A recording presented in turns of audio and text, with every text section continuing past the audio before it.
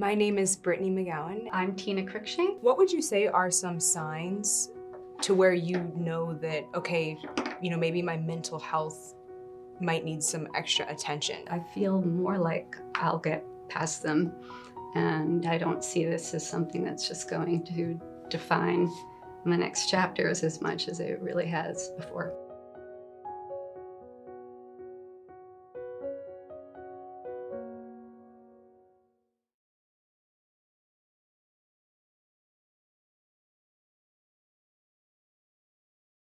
Hi, it's Dr. Christine Crawford, and welcome to The Expert is In, Part 2. The Expert is In is a series that centers the voice of those who are living with mental health conditions and highlighting the fact that those individuals are the ones who are actually the experts on their mental health condition.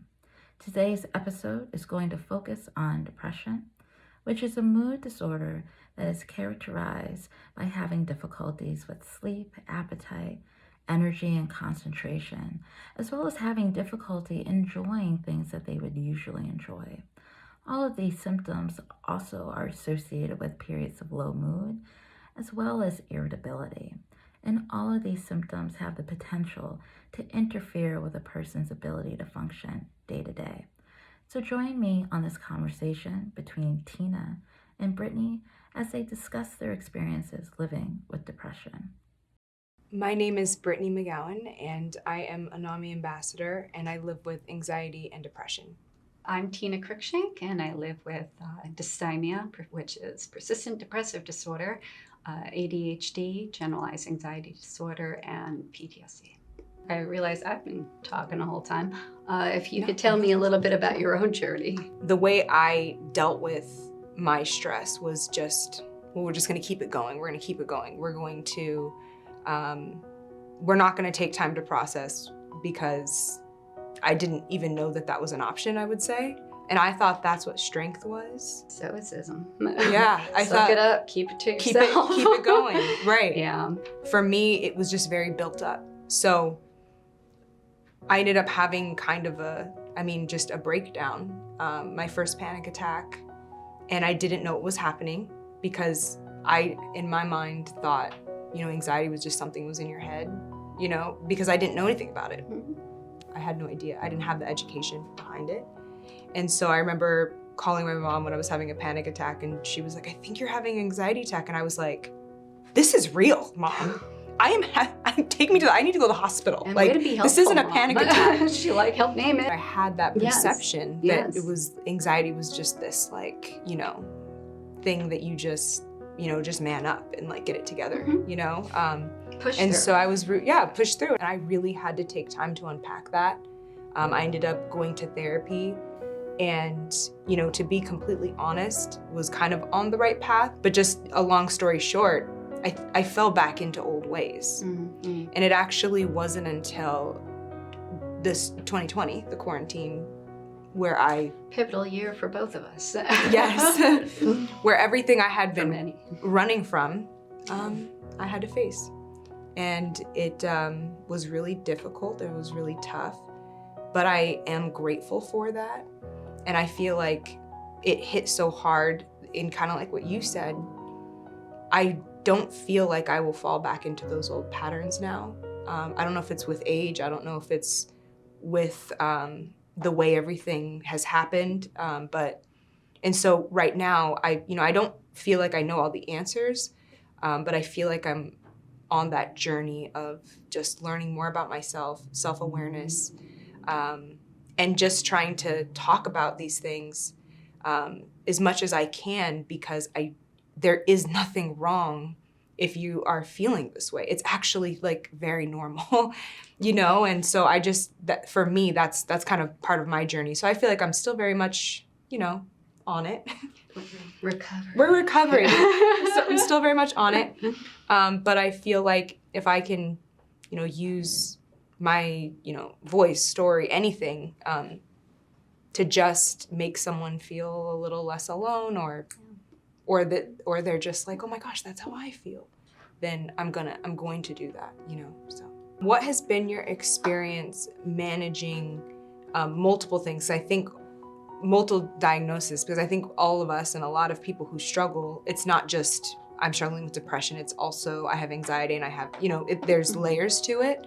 And so just share a little bit about your experience or even advice for people who are navigating that. The depression, I think that's probably of all things, that people can relate to some extent and understand. It's like, okay, I feel this times 10, and it's like you have maybe some idea. I think anxiety is just something that I think, as my full diagnostic report said, I am hypervigilant, and I'm very aware of that. And I think that's part of where discussing the trauma that I've been through comes in handy, because there's a reason I have been that way. So I know, I don't know like the chicken or the egg or whatnot, but probably all of my symptoms or whatnot wouldn't be as severe if it weren't. So I'm starting at the beginning in a way. For me, it was like, what's the thing that seems to impact all the things? Like what's the root? For me, it was like, okay, yeah, I gotta get out the root of these experiences, and that will be my foundation. And then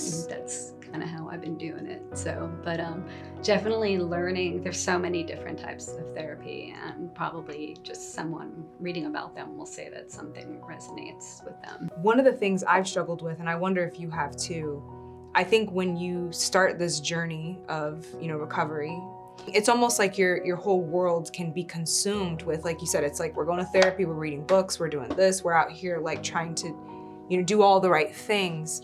And I feel like there is something to say for being able to, tap out and like have some fun, or like, take a moment to not think about that and, just rest on it, to give your brain and body just time to just let the information sink in without our intention on it. Yeah, the relaxing is a hard thing for someone with my fun cocktail. I'm very thankful. This is a shout out to my cat, Lola, the cat on Zoom. And yes, she got her own Instagram.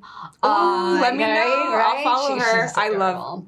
But honestly, she's a ragdoll cat, and she is the most like when people are like, "Oh my God, cats are so aloof," and my cat's like, "Love me." I love that. And I'm like on my phone, and she just inches her head right in front of the phone, like you just to get that close. What are some misconceptions about depression that you've had or you feel that people have in general? I think in general, people do mix it up with being sad and see it as, I'm depressed, I had a bad day. And it's like, no, this is something that is all consuming, and I think it's interchangeable. I think it's so wonderful how, as heavy and as hard as going through these traumas can be, even if we don't see them now, there could, maybe be something beautiful that could come from it. Is there something that your trauma and what you've been through, has it served, a greater purpose of maybe something that was positive? I would say, having been that I am a suicide survivor, something that's meant a lot to me is like I was in a conversation once where someone talked about being a cancer survivor. And I want to hear how I feel. Is like I want people to be able to say I'm a suicide survivor just like that, and that there should be that same kind of support. And so I spoke about in this conversation about also being a survivor. And at the end of the conversation, someone came up to me and she said, "My father died by suicide, and I never know how to bring it up. I don't want to be depressing." And so I've actually had conversations with people whose parents have died by suicide, and I can kind of help them understand like somewhat the thinking. One thing that's funny is I'm in this leadership meeting of people who have mental health issues, and somehow I think that happens often with people who have these kind of conditions. We often have like awesome senses of humor that have helped get us by. True. Like, I know someone, he's often very depressed, has this great deadpan humor, and I know a lot of other, people, I think I'm the storyteller mode and the hands are going somewhere. But I'm like, if I wasn't making fun of this stuff, Right. I'd be crying. And, I'd rather be laughing. And so sometimes, it's like you're just entertaining yourself with finger puppets or something like that. But you are, it's a fairly healthy coping mechanism, I'd like to say. Yeah. To just see, some, the light in the darkness. I think there's this idea that people who've been through challenges or trauma, that maybe there's something wrong with them. And I'm like, what? No, like there's wisdom, there's compassion, there's empathy. It's this foundation for what makes us human. And we all go through it, and we all are managing these things. And I think it's just so important we talk about it. And I think it's great for people to see too, that two people who are advocating in that space are still figuring out our own stuff. It's a journey, Yes. It's a journey. And so you don't have to know all the answers to be able to share your story and have it be impactful. And I'm so glad to have met you too. I'm like, I'm gonna hug you. Yeah, I'm so glad. Hi, it's Dr. Crawford again, and thanks so much for watching part 2 of the Expert is In series. During today's conversation, Tina and Brittany really highlighted the importance of sharing your stories with other people and being open and honest about your mental health journey. It shows that it can be really powerful and allow you to connect with people in a meaningful way and have a positive impact on that person's road to recovery with their mental health condition. You could see how they share their stories, their journeys with each other, and the sense of connectedness that they experience during that conversation. And all of that was on full display with that beautiful embrace that they had at the end of the video.